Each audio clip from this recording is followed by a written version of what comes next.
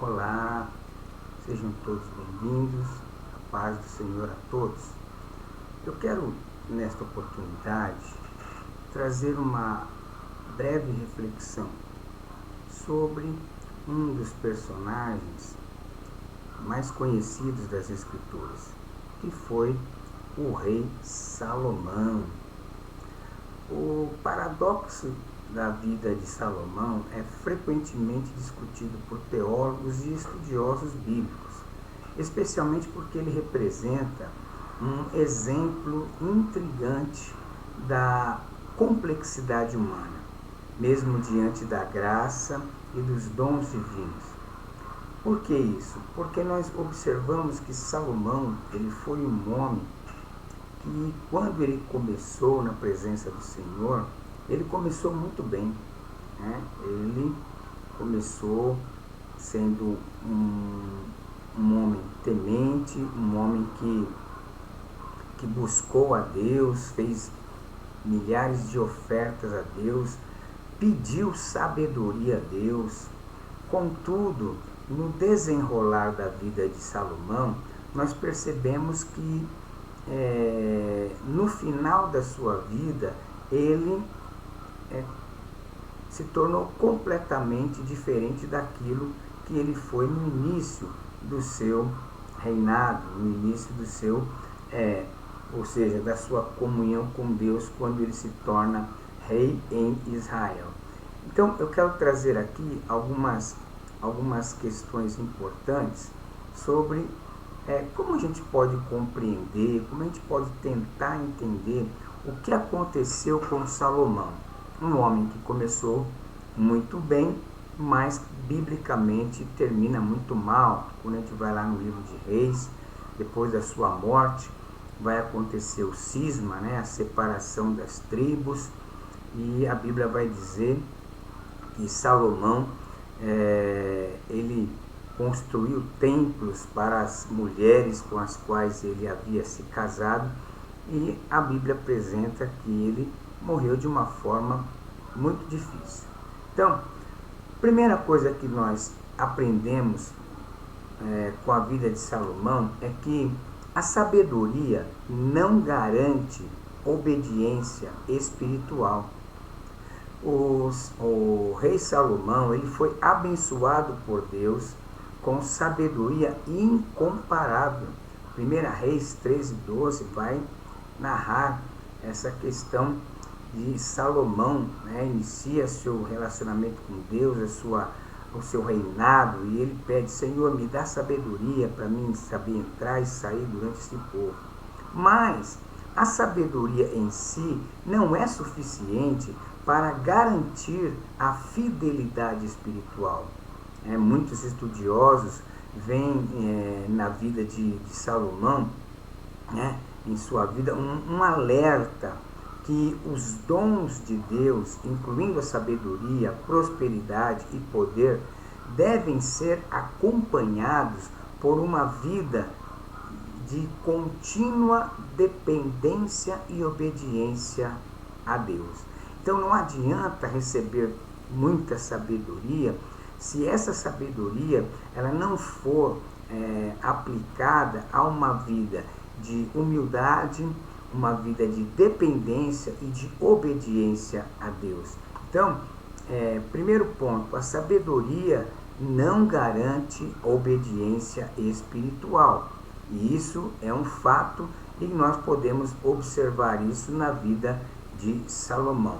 Segunda questão que nós observamos na vida de Salomão, que nós podemos tirar de lição para a nossa vida, é que influências negativas de relacionamentos. Bom, uma das primeiras coisas que nos deixa assim perplexo é que quando Salomão ele começa a reinar, pede sabedoria a Deus, logo em seguida ele vai se casar com a filha de Faraó. Ou seja, Salomão desobedeceu ao mandamento de Deus de não se casar com mulheres estrangeiras que poderiam desviá-lo para outros deuses. Deuteronômio capítulo 7, verso 3 e verso 4 é muito claro o mandamento de Deus, em que o rei, ou até mesmo os israelitas, não poderiam se casar com mulheres estrangeiras, porque essas se tornariam um laço na vida dos servos de Deus. E foi justamente o que aconteceu com Salomão. Seus muitos casamentos com mulheres de nações vizinhas levaram-no a construir altares para deuses pagãos e a participar de práticas idólatras, o que muitos teólogos veem como uma evidência de que as alianças espirituais inadequadas podem corromper até os mais sábios. E é uma lição para nós hoje. Por isso que nós sempre aconselhamos os jovens, olha, quando você for namorar, quando você for casar, procure uma pessoa que professe a mesma fé, que creia no mesmo Deus, porque senão se torna um laço. Muitos querem desculpar Salomão dizendo que os seus casamentos eram alianças que ele fazia. Tudo bem, mas mesmo assim, mesmo sendo alianças que fazia com outros reinos, ele não poderia ter se casado com mulheres estranhas. Então, isso nos prova justamente esta lição, a influências negativas de relacionamento. Então, isso serve para nós aplicarmos na nossa vida hoje, Como estão sendo os nossos relacionamentos? Eu não digo que nós vamos ignorar as pessoas do mundo, não vamos ter alguns amigos que não sejam crentes, não é isso, Mas nós temos que tomar cuidado, para que essas influências negativas de pessoas que não professam a mesma fé venham a afetar a nossa vida e fazer com que nós venhamos a começar a se voltar para as coisas que não são de Deus, como aconteceu com o rei Salomão, que por conta da influência dessas muitas mulheres foi construindo templos para deuses pagãos, foi participando de práticas que desagradaram a Deus. Veja, ele que no começo da sua carreira buscou a Deus, buscou sabedoria em Deus, estava fazendo tudo corretamente, mas as influências negativas foram corrompendo a vida deste homem. E ele, quando deveria estar amadurecido, quando deveria estar pronto, ele acabou construindo altares na sua velhice para suas mulheres. Então, segunda lição é justamente essa: influências negativas de relacionamentos. Uma terceira questão que nós podemos tirar como lição na vida de Salomão é a corrupção pelo poder e riqueza. O reinado de Salomão foi marcado por enorme riqueza, construções monumentais, incluindo o Templo de Jerusalém, em um governo centralizado que exigia altos impostos e trabalhos forçados do povo. Nós podemos observar claramente isso quando acontece a cisão, ou seja, a divisão do reino, lá em 1 Reis, capítulo 12, quando as 10 tribos chegam para Roboão, filho de Salomão, que agora estava assumindo o reinado. Eles disseram: olha, o seu pai nos fez pesado o jugo sobre nós. Se você aliviar o nosso jugo, a gente continua com a casa de Davi. Agora, se você não der ouvidos, nós vamos seguir o nosso caminho. E foi justamente o que aconteceu. Roboão não quis dar ouvidos ao povo, nem seguiu o conselho dos anciãos, que disseram para ele, Roboão, quando recebe o povo diz estas palavras para eles. Roboão consultou os anciãos disseram para ele: olha, se você ouvir esse povo, se você der ouvidos a eles, o que vai acontecer? Eles vão ser teus servos. Só que Roboão, inexperiente talvez, foi buscar conselhos com quem? Com os mais jovens. Aí o que aconteceu? Né? Infelizmente, ele foi aconselhado de forma errada e o que aconteceu foi justamente a divisão do reino. Alguns sugerem que essa centralização do poder e a busca por luxo acabaram distanciando Salomão da justiça e da empatia necessárias para um rei segundo o coração de Deus. E nós podemos ver que isso acontece nos nossos dias. Quantos que nós conhecemos que outrora, na sua posição mais simples, mais humildes, né, eram pessoas, né, de outra índole, mas depois que alcançaram posições e riqueza, se transformaram completamente e às vezes nem reconhecemos mais essas pessoas que um dia, né, agiram com humildade, viveram na simplicidade, né, respeitando o próximo, mas por conta do poder e da riqueza se transformaram em outras pessoas. E isso não é bom para o servo de Deus. Uma quarta lição que nós podemos ver sobre a vida de Salomão é quando a gente lê o livro de Eclesiastes. Alguns sugerem que Eclesiastes é como o reflexo de arrependimento. Né? Por quê? Há quem interprete o livro de Eclesiastes como uma reflexão tardia de Salomão sobre a futilidade da busca por prazeres mundanos e realizações terrenas. Embora não haja consenso absoluto de que Salomão seja o autor do livro de Eclesiastes, mas muitos teólogos veem ali uma mensagem de que ele reconheceu no final da vida que tudo é vaidade, sem o temor de Deus.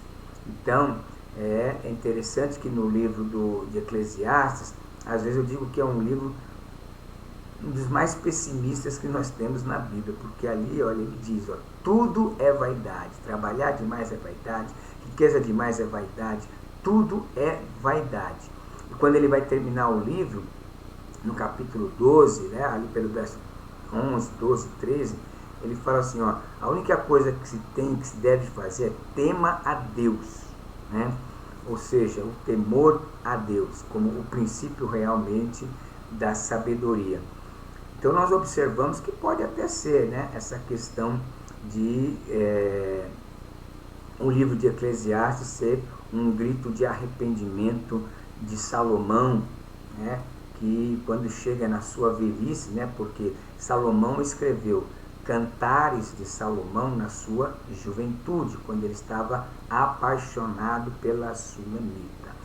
E depois ele escreveu Provérbios na meia-idade e escreveu o Eclesiastes na velhice. Então, pode ser mesmo que é um reconhecimento de que tudo é vaidade. Talvez, ele mesmo diz no livro, ele experimentou de tudo, teve de tudo, fez de tudo.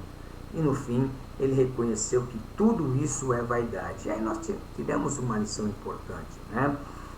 O que importa nessa vida, nós temos que viver feliz, lutar pela nossa família, por melhores condições de vida. Isso não é pecado, isso você tem que fazer mesmo. Temos que fazer. Mas essas coisas não podem sobrepujar ou estar acima do nosso relacionamento com Deus, da nossa vida com Deus, dos nossos pensamentos na eternidade. Então, é importante a gente reconhecer isso. Uma quinta lição que nós podemos tirar da vida de Salomão é que a vida de Salomão e os seus escritos apontam como um aviso sobre a fragilidade humana. Ou seja, a história de Salomão é frequentemente usada para ilustrar como a natureza humana é vulnerável ao pecado, mesmo quando alguém está em uma posição privilegiada diante de Deus. Muitos teólogos ressaltam que Essa narrativa é um lembrete de que a vida cristã requer vigilância constante e um coração humilde diante de Deus. Porque nós somos frágeis, irmãos, né? Às vezes uma pessoa está sentada, de repente dá um mal súbito, ela acabou a vida, né? A vida é muito frágil para a gente se apegar excessivamente às coisas desta vida, né? Nós, como eu acabei de dizer, temos que procurar ter uma vida tranquila, uma vida com as nossas necessidades supridas, lutar por um conforto maior, pelo futuro dos filhos e tal, etc, etc. Mas lembrar que a vida humana, ela é frágil, né? Uma gripe, uma dor de barriga, uma dor de cabeça já derruba a gente. Outro dia eu estava pensando, meu Deus, um mosquito tira a vida de um ser humano. Um mosquito, né? Tem o mosquito da chikungunya, da dengue e tantos outros aí, da febre amarela. Um mosquito, ele tira a vida de um ser humano. Eu acredito que Deus já permite isso para mostrar ao homem que ele é um ser frágil, completamente frágil, né? Então, eu fico impressionado quando muitas pessoas se acham que é muita coisa, ou sou... Não, a gente não é nada. Se não for a graça de Deus, nós não temos muita condição de fazer nada. Se não é a graça de Deus, nós não somos nada. E uma quinta e última lição que nós podemos aprender com a história de Salomão, que é as consequências de suas ações. É o que nós chamamos também, né, da lei da semeadura. Se existe uma coisa que é real e verdadeira, é justamente a lei da semeadura. Apesar da sua sabedoria, né, e realizações, as escolhas de Salomão levaram a consequências desastrosas para o reino de Israel. Após sua morte, o reino foi dividido, né, o que muitos interpretam como juízo divino por causa da sua infidelidade. Então, é importante nós lembrarmos disso. Tudo que fazemos aqui, né, as consequências virão.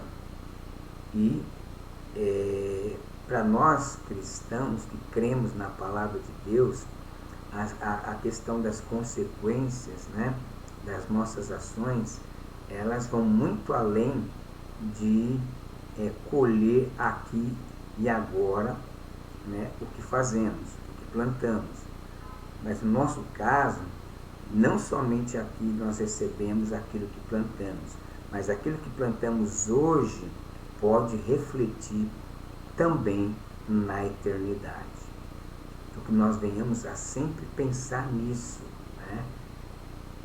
No que eu estou fazendo, como estou fazendo, por que eu estou fazendo, porque as consequências, elas acontecem. Bom, em resumo, Salomão é um exemplo de que sabedoria, dons e sucesso não são suficientes para preservar alguém do erro, caso não haja compromisso contínuo com Deus. Sua vida serve como um alerta e como um convite à humildade, né, e à busca constante por um relacionamento íntimo e obediente com o Senhor. Que Deus nos abençoe e que nós possamos refletir sobre isso e através, né, de tudo isso que nós falamos aqui nesse pequeno vídeo, a gente possa aplicar na nossa vida. Primeiro, a sabedoria não garante a obediência espiritual. Segundo, influência negativa de relacionamentos. Terceiro, corrupção pelo poder e riqueza, né?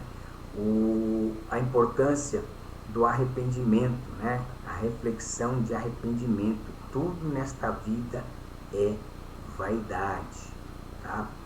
E também, no quinto nós vimos um aviso sobre a fragilidade humana e, por fim, as consequências, né, de nossas ações. Que Deus abençoe e que você possa refletir mais profundamente nesta questão. Deus abençoe, fique na paz.